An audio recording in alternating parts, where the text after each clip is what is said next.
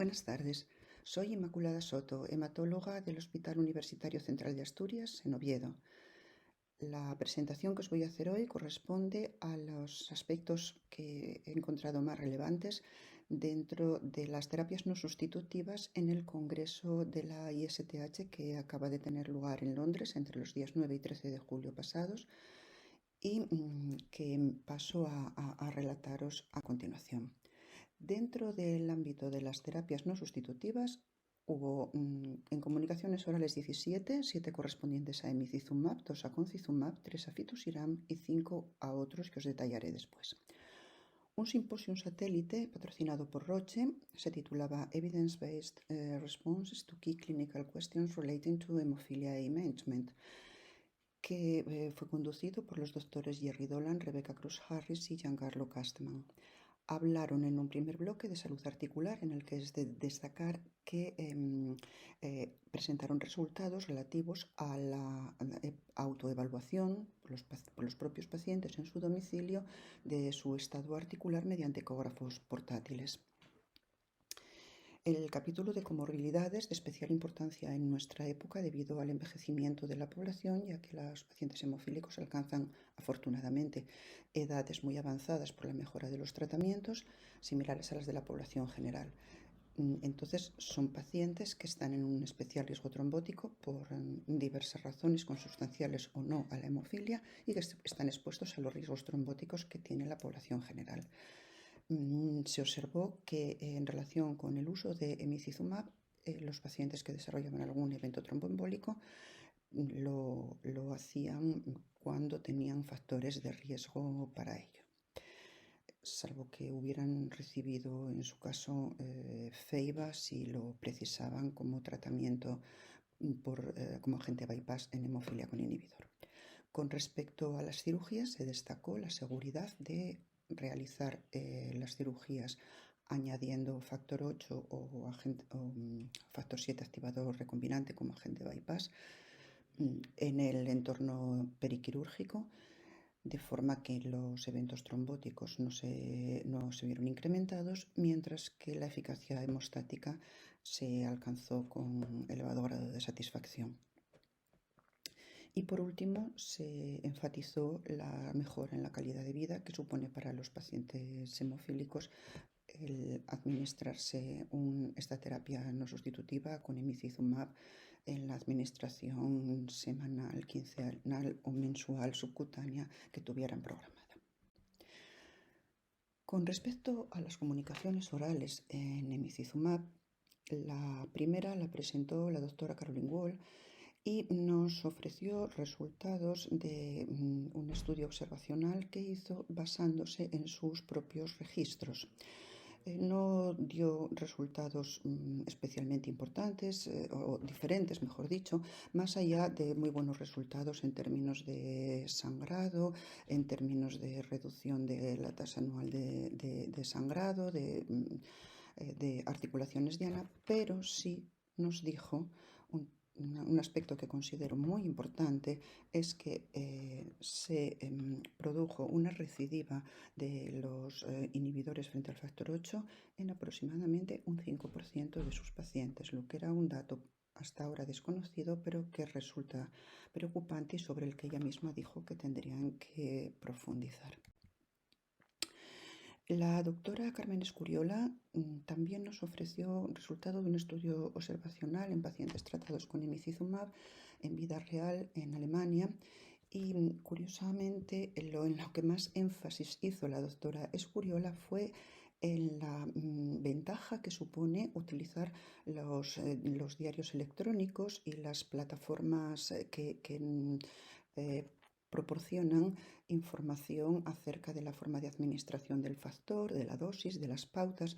Ellos utilizan una plataforma concreta en su ámbito, pero decía que cualquier plataforma de ayuda a la prescripción y al cumplimiento mejoraba la adherencia y favorecía los resultados esperados para los pacientes. Esta presentación de Conor van der Thuet sobre el uso de emicizumab resultó muy interesante porque con el objetivo de optimizar el uso del vial de emicizumab, es decir, para no tener que desechar vial de emicizumab basándonos en las recomendaciones, en las dosificaciones de la ficha técnica, pues ellos lo que hacen es modificar los intervalos de dosificación, apartándose o no de la ficha técnica en función de los niveles de emicizumab que alcanzasen, y obtienen resultados exactamente iguales que los que hubieran obtenido en caso de haber seguido la ficha técnica, con el consiguiente ahorro del producto, lo cual no deja de ser una ventaja económico-sanitaria muy importante. El doctor Cedric Hermans cerró este bloque presentando los resultados del estudio Haven 6. Una de las estrellas del simposio fue la presentación de estas conclusiones del uso de emicizumab en profilaxis para el tratamiento de pacientes con hemofilia leve y moderada sin inhibidores. Entonces, los resultados fueron muy buenos. Los resultados que nos ofrecen el Haven 6 replican los resultados de los estudios Haven previos, es decir, reducción en el número de sangrados, reducción en el número de articulaciones diana, seguridad exactamente igual que la de los estudios Haven previos y mejoras en la calidad de vida del paciente. El doctor Midorishima, de forma telemática, nos presentó los resultados del uso de emicizumab en hemofilia A adquirida. Encontró que el uso del Hemlibra en hemofilia adquirida hacía que la mayor parte de los pacientes, en el momento en que se aplicaba el Hemlibra, dejasen de precisar productos hemostáticos, es decir, muy buena eficacia en términos de hemostasia y de reducción de necesidades transfusionales y mejora de los niveles de hemoglobina. En términos de seguridad, no encontró ningún motivo de preocupación en términos de seguridad, ni eventos trombóticos, ni siquiera cuando los niveles de factor 8 se recuperaban con la terapia inmunosupresora, lo cual no nos debe sorprender, ya que sabemos que la capacidad del factor 8 endógeno es muy superior a la del Hemlibra por su sustrato, por lo tanto lo desplaza y no existe acúmulo, sino una inhibición competitiva. Por otra parte, resume que es un producto que debe de explorarse en este ámbito terapéutico, en estos pacientes, y puede producir una significativa reducción y prevención del sangrado en administración subcutánea para las personas con hemofilia adquirida,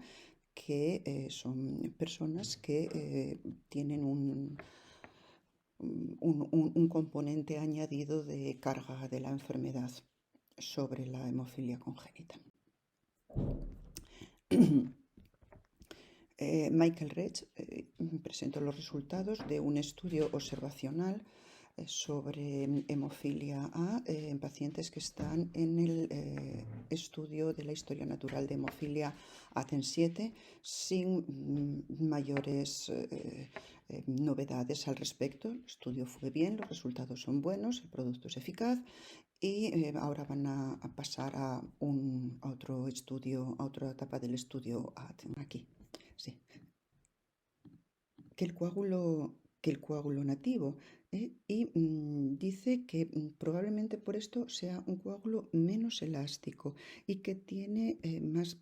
facilidad para fracturarse y menos capacidad para resistir los cizallamientos y las tensiones. Como digo, es un estudio preclínico, pero la verdad es que fue una presentación muy bonita. Terminando ya con emicizumab y pasando a otra terapia no sustitutiva con concizumab, Elisa Mancuso presentó experiencia en calidad de vida referida a los ensayos Explorer en fase 2, 4 y 5, en la que nos enfatiza una mejora en la calidad de vida de los pacientes en estos ensayos, y el modelo que utiliza, el EMOTEM, sugiere que sea una herramienta útil para la medida de la calidad de vida en pacientes con hemofilia. Otra comunicación sobre profilaxis con concizumab. Esta era una de las comunicaciones más esperadas porque eran los resultados y conclusiones del Explorer 7, que es un ensayo en fase 3 y son los resultados del análisis primario de este ensayo que está actualmente en curso. Fueron presentados por el doctor Víctor Jiménez Yuste y nos dijo que en términos de sangrado el resultado era excelente porque la media de la tasa anual de sangrado con concizumab en profilaxis era de 0, porque fue eficaz en reducir la tasa anual de sangrado comparado con el paciente sin profilaxis en hemofilia A y B con inhibidor, que es de lo que va el Explorer 7, en pacientes hemofílicos A y B con inhibidor. Nos dice que la media de la tasa anual de sangrado fue 1,7 con concizumab, mientras que con concizumab en profilaxis, mientras que el paciente que no estaba en profilaxis tenía una tasa anual de sangrado de 11,8. Los resultados en seguridad parece que son muy buenos después del reinicio con ajuste de dosis que se produjo tras la interrupción del año 2020 en el ensayo por un evento trombótico importante. Bueno, pues se reinició el ensayo y desde entonces parece que no hay problemas de seguridad en términos de trombosis. El rango de exposición de concizumab fue estable a lo largo del tiempo. El factor inhibidor del factor tisular pues, se redujo sustancialmente, mientras que la generación de trombina en proporción se fue elevando y se fue normalizando. La tendencia en términos de calidad de vida fue positiva, aunque no se encontraron diferencias cuando se quiso buscar diferencia entre dos ítems, que era el dolor y la funcionalidad física. No obstante, como digo, la tendencia a una mejora en la calidad de vida sí que fue evidente, medida por esta herramienta, la SF36V2. Cambiando de producto a Fitusiran. Fitusiran tuvo 3 presentaciones al menos. En la primera, Gilly Kenneth hizo una presentación magnífica acerca de los resultados del estudio en fase 3 Atlas PPX, que evalúa eficacia y seguridad de Fitusiran en personas con hemofilia que han cambiado desde un factor previo en profilaxis o un agente bypass,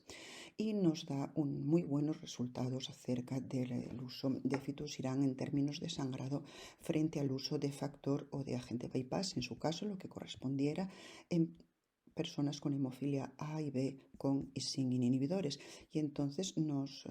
ofrece un resultado estadísticamente significativo en la mejoría en la calidad de vida medida por el total score del MA-QOL cuestionario. El cuestionario conocemos todos, MA-QOL.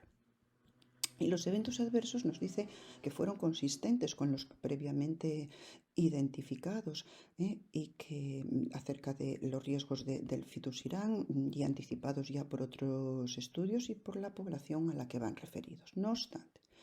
ella hizo mucho énfasis en que era muy importante mantener los niveles de antitrombina por encima del 15% para obtener los resultados hemostáticos esperados para Fitusiran, pero por debajo del 35%. Entre el 15 y el 35% se espera que los resultados positivos en términos de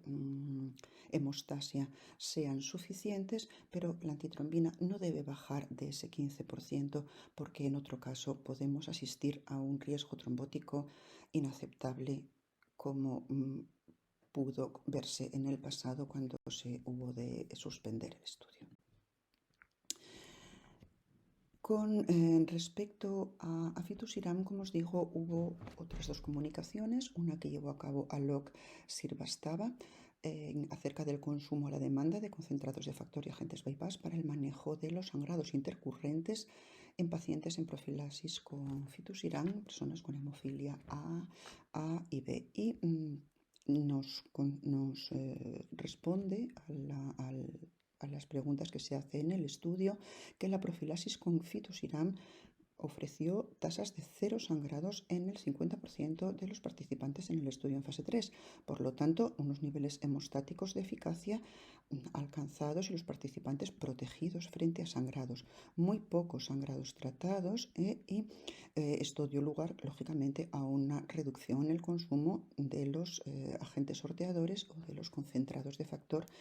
en pacientes en profilaxis con fitusiran, así como muy pocas inyecciones y bajas dosis de agentes bypass y de concentrados de factor para tratar estas hemorragias. Por otra parte, dice que la ruta subcutánea y la poco frecuente, sabéis que se administra una vez al mes, la poca frecuente administración de fitusiran, pues claro, hacen reducir mucho la carga del tratamiento y en consecuencia mejoran la calidad de vida de los pacientes. Por último, Steven Pipe